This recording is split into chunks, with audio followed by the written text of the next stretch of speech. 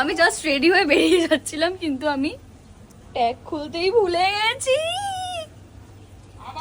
আমি পুরো বেরিয়ে গেছিলাম। আসো একটা খুলে দাও। Day 2, CFL day 2, let's go.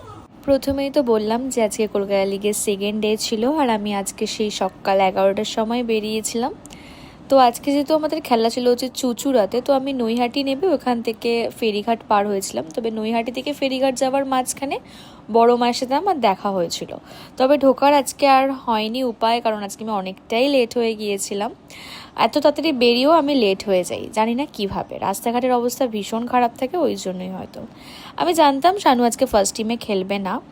প্রথম দিনের ম্যাচ যে ওর খুব বাজে গেছে সেটাও নয়, আমার কিন্তু ওর প্রথম দিনের ম্যাচ ভালো লেগেছে, কারণ ওর খারাপ লাগলে সেটা আমি বলি। সেকেন্ড দিন ওকে রিজার্ভ বেঞ্চে বসিয়ে দেওয়ার কারণটাও আমি জানি না, তো সেটা হতেই পারে। বাট ও যখন রিজার্ভ বেঞ্চে থাকে তখন আমার ভীষণ মন খারাপ লাগে, কারণ আমি ওর খেলাটাকে এনজয় করতেই মাঠে যাই। না, আপস অ্যান্ড ডাউনস থাকে, তারপরে যখন ও হাফ টাইমের পরে নামে, আমারও আজকের খেলাও খুব একটা খারাপ লাগে না, আমার ভালোই লাগে।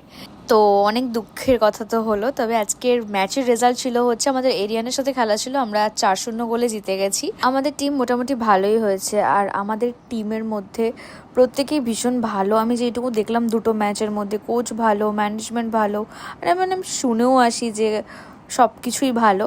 বাট একটু সময় এদিক ওদিক হয়তো যাচ্ছে শুভনীলের, যেহেতু একদমই ওকে রিজার্ভ বেঞ্চে আমি কোনোদিনই দেখি না, তো সবসময় ও ম্যাচ টাইমটাই পায়। দেখতে দেখতে না একটা অভ্যাস হয়ে গেছে, মাঠের বাইরে আমার পছন্দ হয় না ওকে দেখতে।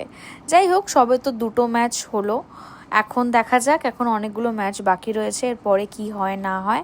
আমি 4 বছর ধরে ওর খেলা দেখতে মাঠে যাই, আর যখনই আমি মাঠে যাই তখনই ওর ভালো খারাপ আমি সবটাই ওকে বলি, আর ও এসে আমাকে সেটা জিজ্ঞাসাও করে যে ও আজকে মাঠে কি ভুল করেছে না করেছে। তারপরে সেই ম্যাচের ভিডিওর বারবার হাইলাইটস দেখি, আর কোথাও বসে একটু খাওয়া দাওয়া করি, আর এইভাবেই কাটে হচ্ছে আমাদের ম্যাচের দিনগুলো।